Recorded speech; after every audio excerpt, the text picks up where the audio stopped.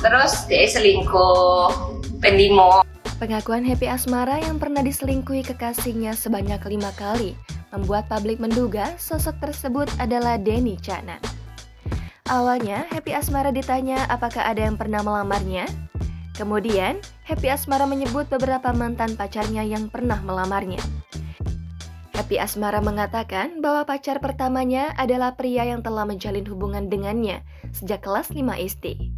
Hubungan mereka saat itu direstui oleh kedua belah pihak keluarga, namun sang pria telah meninggal dunia. Happy Asmara kemudian mengatakan bahwa kekasih kedua itu juga dekat dengan keluarga.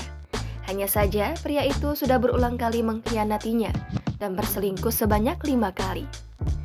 Kemudian, Happy Asmara memberitahunya bahwa dia juga akan dilamar di Tanah Suci. Namun, Happy Asmara tidak menjelaskan mengapa lamaran tersebut gagal. Happy Asmara hanya menyebut soal ujian menjelang pernikahan.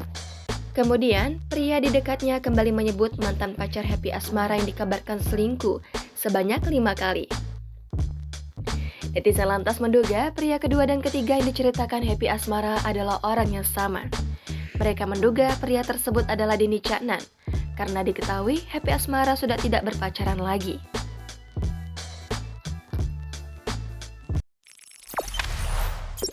Jangan lupa subscribe, share, komen, dan like ya!